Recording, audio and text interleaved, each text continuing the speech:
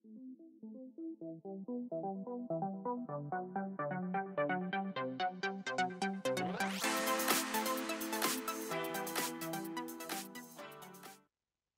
mini enthusiasts, how you doing?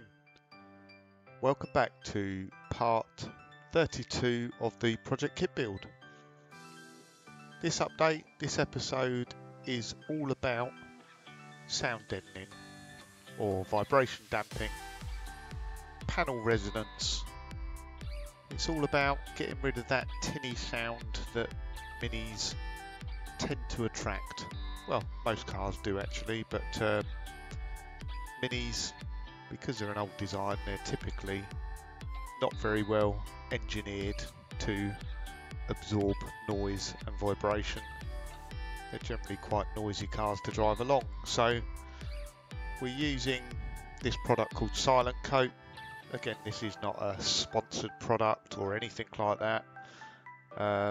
You can buy kits of Silent Coat in various different sizes, and basically it's a adhesive, self-adhesive damping material. I think it's about 2mm thick with an aluminium surface, and it says it's a military grade composition. I don't know what that means, but I'm sure it doesn't mean you can take bullets. Not going to give it a try anyway, but it's extremely efficient anyway in converting sound or vibration into thermal energy. So makes the inside of the car nice and quiet and absorbs all the tinniness and just makes the car nicer to drive really. It is pretty heavy, so I think it's about 3 kilograms per square metre. So kind of do the maths, look at how many sheets are being applied in here. Mark's probably better at this than me, but there's probably quite a few square metres being applied in the car. I'd say maybe 3 or 4 square metres. So maybe 12 to 15 kilos. So yeah, it does add some weight, so you're not going to be wanting to use it in your race car. But you know, if it's a road car, if you want to improve the driving experience, just make the cabin inside the car a nicer place to be. It's very effective.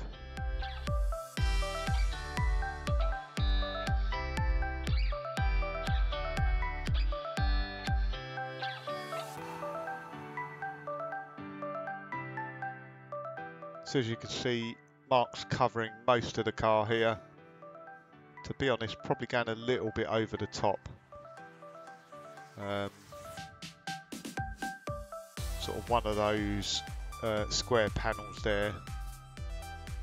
It's probably easy enough to do kind of a metre squared. But I think Mark bought it as a pack. There's no point wasting any. So might as well use it. And it does give some sort of thermal protection as well, so where the exhaust runs down the exhaust tunnel down the middle of the car, going over that does kind of reflect the heat back, stops the heat coming inside the passenger compartment, and it keeps the heat in and the cold out.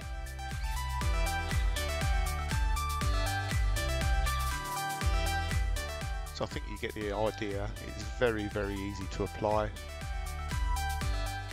Mark's top tip is to get yourself one of these little rollers. Not actually sure what the roller's for, but I'm sure you can get them in most DIY stores. And a heat gun. So heating it up, especially if it's cold where you're working, just helps set off the adhesive on the backing. And pretty straightforward process really. As you can see, Mark starts out by measuring it up, putting a pad of Silent Coat on, forming it into shape where there's louvers or there's indentations in the panels, and then finally take off the adhesive backing, stick it on, apply a bit of heat and go over it with a roller. That just ensures that it's stuck on very nicely.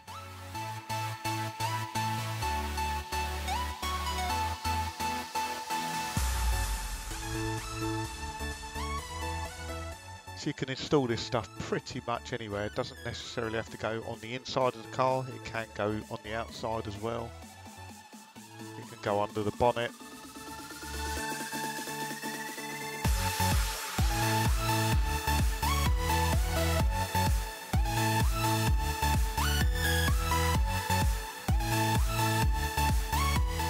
And as you can see here, Mark's installing it on the roof.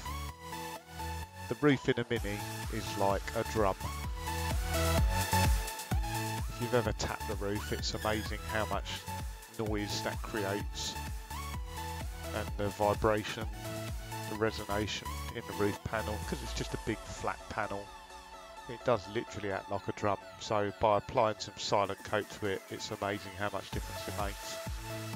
I would say though, if you're going to apply silent coat on the roof, really make sure it's well stuck on there, because yeah, you don't want to be putting all that up there. Like I say, it's quite heavy. Next thing to go on will be the headlining, which is a real job to do in itself. You don't want to be taking a headlining down again. So if one of those panels is not stuck on properly, works its way loose and starts to sag or come off, yeah, it's going to be a horrible job to sort out. So make sure what you're sticking to is cleaned off first with some spirit wipe or brake cleaner, something like that. Make sure you've got rid of any, you know, oils, greases, anything which might prevent the silent coat from adhering. And then obviously stick it on, apply a bit of heat to set off the glue, and give it a good going over with a roller. Like I say, last thing in the world you want to do is stick that on and some of it start to come loose a few years down the line.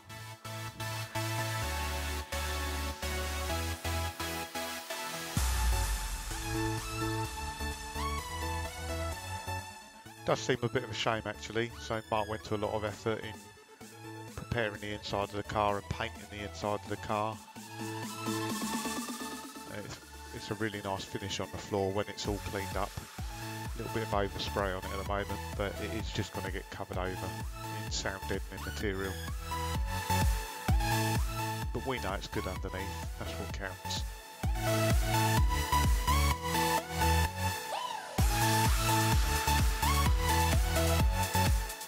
And you'll notice up on the firewall here, God, talking all American, it's the bulkhead.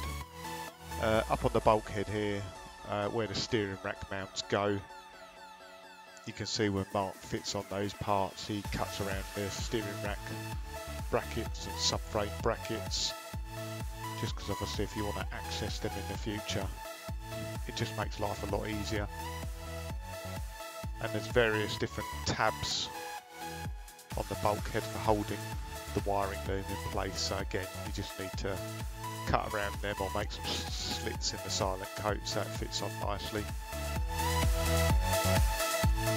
I should also mention that there are alternatives to silent coat. Silent coat is obviously a brand or product name, so I'm familiar with Dynamat. So Dynamat is well used by people into sound off and car audio. I don't know whether it's superior or not. I think it's more expensive, Dynamat, and they do different types. I think it probably is preferred in the car audio world, but this is not what this build is about. I do really like that this product says that it says it's aluminium surface and a unique military grade composition, which has been proven to be extremely efficient at the conversion of vibration to thermal energy. Well, military grade composition. We're building a KITT car. Yeah, to me that means KITT can, yeah, probably take a direct strike from a cruise missile or a nuclear warhead. Definitely, I'm convinced. Anyway, I know you come here for the KITT video, but I have just got so much going on at the moment. I've probably got 3 or 4 more episodes of KITT to catch up on. So, like I said in the previous one, actually, I've downloaded all my SD cards now. I've put them all on the hard drive, but yeah, I've probably got another 3 or 4 videos there, so I need to catch up on it. Vinny's MOT has expired. I forgot to get it MOT'd. Not that it's being used on the road anyway, but yeah, Vinny needs MOT in. There is a new Mini joining the classic Mini workshop. I can't tell you what it is, but I will do maybe Monday or Tuesday or something like that. What else we got going on? London to Brighton's coming up, so I need to get PL sorted out. I need to get Vinny sorted out as well, actually. They both need a really good clean. Yeah, so both cars will be at London to Brighton, as well as KITT. Not sure what else, but my father-in-law's taking Vinny down. I'm driving PL and we'll be camping the night at Crystal Palace.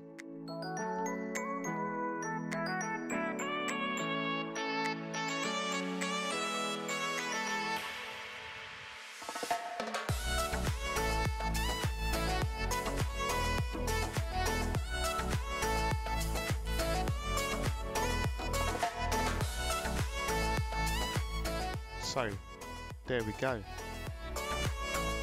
It looks pretty cool with all that silver inside, doesn't it?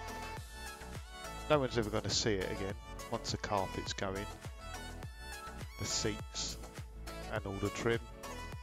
Have you noticed actually that the near side door on KITT has a side impact bar in it and the offside one doesn't?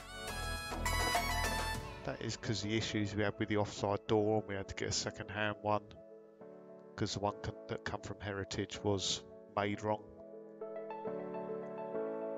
So we only have side impact protection on one side, unfortunately. Not that it's going to do much, to be honest. So thanks for tuning in this week, guys. There'll be another video coming pretty soon, I should think. So keep an eye out, hit the bell button, give it a thumbs up, do all that stuff. Cheers guys, see you later.